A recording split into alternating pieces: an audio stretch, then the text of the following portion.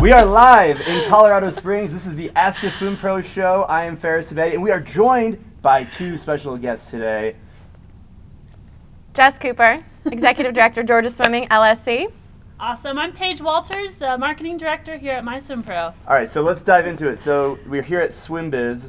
What is SwimBiz? Like, what's the vibe here in Colorado Springs? What's going on? SwimBiz, all about marketing, social media, sponsorship, ways to grow the sport of swimming, grow clubs, everything. And you're the Executive Director of the Georgia LSC. So for people who aren't familiar with LSC, like what is the LSC? What is your role? Give us the background. LSC stands for Local Swimming Committee. There are actually 59 of them under USA Swimming. So it's a regional governing body. So our region is the state of Georgia and 2 counties in Alabama. And we oversee the governance and the rules and all of those things for USA Swimming in our region. Awesome. Right on. And how many years have you been to SwimBiz? 3. My 3rd year at SwimBiz. 3. Yeah. Me too. Yeah. 3 years for me too. I know, right? Amazing. Crazy. All right, so before we get too much into SwimBiz, let's get like a background on you. So like, what's your swimming background? Like, what's your swimming story? Give us, and you have to have the mic because it makes it legit. USA mic. So give us the swimming background. So I grew up swimming, small town Missouri. I did a lot of summer league. We didn't have a USA Swimming year-round club close to us, so mostly did summer league. And then after that, I went to Maryville University in St. Louis, and we did not have a team. They currently have a team, which is amazing. They have had a team for, I think, 4 years now. And one of my former swimmers that I used to coach actually swam at Maryville. Oh, cool. Nice. Very cool, yeah. And after graduate school, I started coaching, and yeah, then I'm doing what I'm doing now. Well, you probably skipped some. So like, I did. That was like the swim part of it. That's the swim part of it. Okay, so maybe go into that a little bit more. So like you finished school and then go into it a little bit more swimming. All right, so which part of school? Both. All right, so I finished graduate school in nonprofit management at University of Georgia, Go Dogs, and I started coaching back in my hometown and fell in love with the sport from a different aspect.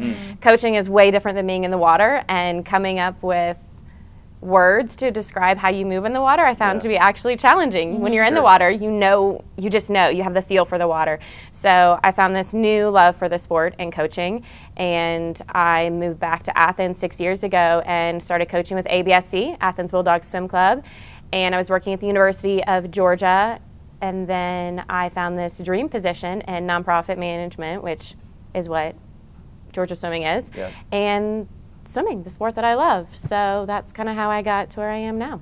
Right on. Awesome. So and here we are at SwimBiz, and so Paige, this is your first year at SwimBiz. So hand the mic to Paige. So what's it been like your first year at SwimBiz? Oh, SwimBiz is awesome. There are probably like 100 coaches here from all over the country. So you get to speak to a lot of people that are really passionate about swimming and growing the sport. And what's really important about swimming is the future, so our kids, and what are we doing to get more kids into swimming, making it fun, making it actionable, and I guess making it a great learning experience. So that's really cool, and it's also just awesome to talk swimming for 3 days. Yeah, we're nerding out. We went to the OTC yesterday. Tell us about the Olympic Training Center. We went to the Olympic Training Center. So it's in Colorado Springs. It's at altitude. We're at like 1,800 meters, which is like 6,000 feet. And this is Olympic City, USA, so it's really cool to be where the best athletes in the country, actually in the world, a lot of international people will come here and train as well. And you get to focus on nothing but swim, lift, eat, sleep, repeat, if you're a swimmer. So it's cool. We got to tour around a little bit, and then they had a happy hour with USA Swimming HQ. Yeah, and that was pretty fun. And there was an awards ceremony last night, so we had an awards ceremony at the USA Swimming headquarters. Do you want to tell us about the award you won? Yes. We have a winner right now. Show us the All right. Okay. Well, you have to hold this. Yeah, all right. So this is the first year for Marketing LSC of the Year award. Typically, they've all just been club awards. Best in sponsorship, fundraising, swim today. So this is the first year for the Marketing LSC of the Year award. So we got it's dubbed the Crystal Kickboard. It's not really crystal, but it looks really sweet. Yep. Get a close-up, guys. Get it up there. Super legit. Super legit. Yes. Yes. And the coolest thing about this award ceremony is that we had to provide our speeches, our acceptance speeches, in the form of a tweet. Oh, and you killed it. And we were also challenged to use, I don't even know, what are they called? Yeah, new like kid lingo, swim lingo. No, Yeah. No. Well, like kid speak. Like, tween lingo. Yeah. Tween yes, lingo. tween lingo. So, I, you know, threw in a lit, lit. bruh. Give us a snippet of your tweet acceptance speech. Okay. Well, if I started out strong. It was, bruh, this is so lit. The hashtag GASwimmingFam is honored to receive the inaugural hashtag SwimBiz Marketing LSC of the Year award. Matt Farrell is a goat. I He's did, a goat. at Matt Farrell _ you to real MVP, the GOAT. And yesterday we learned about pester power in terms of marketing and how kids have this pester power when convincing their parents. So I had been suggesting this award for the past couple of years to Matt Farrell. And so I ended my acceptance tweet with BT Dubs hashtag Pester Power Works.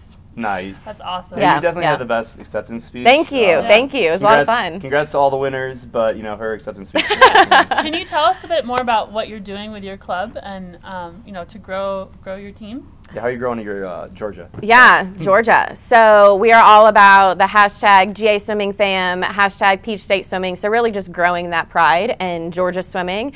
We've got shirts and tattoos and stickers that our swimmers love. Lots of freebies on deck, and we've got lots of sponsors, but not just monetary sponsors. We brought in just as many in-kind sponsor dollars as we did monetary dollars last year.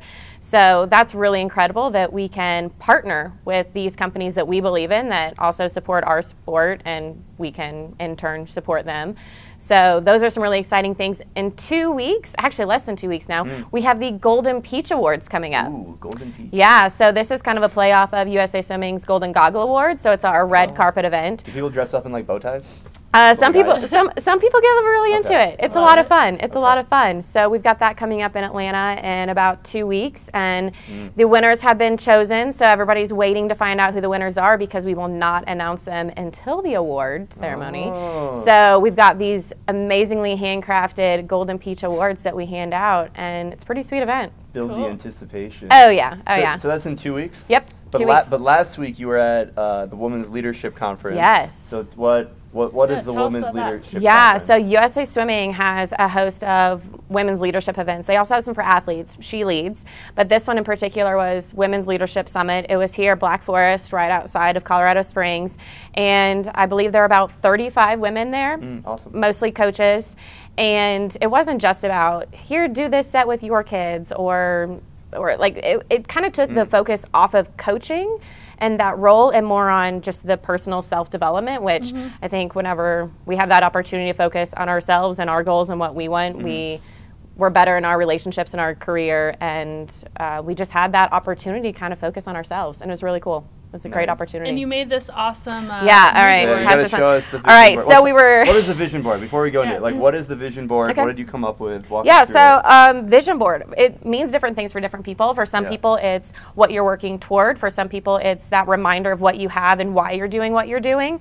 So for me, I love words. I'm a word person, so this is going to be a little, it's a lot. You want to see lots of words? We'll post a photo. Yeah, we'll do that. Okay, so for me, my focus, I choose a word for the year. And I think this is important for athletes as well, to kind of decide what you want to focus on and then center everything you do around that one thing you're focusing on. So for me, my word is intentional, and I spelled it out right down here in the middle of these words. So my word for the year is at the center of these words in my life. So it's at the center of my passion. It's at the center of my future.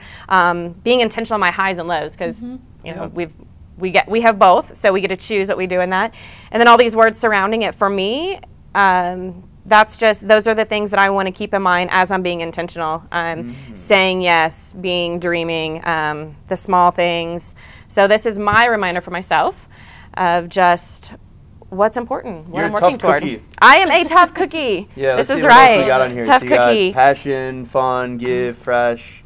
You got a lot of different things on here. Yeah, I love this one. How do you go about, like, what was the process? So you snip these out of magazines? Like yeah, we had a lot of magazines that we could choose from, and I will tell you what, these are not all of the words that I cut out. I had probably twice as many words, but I couldn't fit them all on my board, so I started handing out words. Nice. I was gift giving words.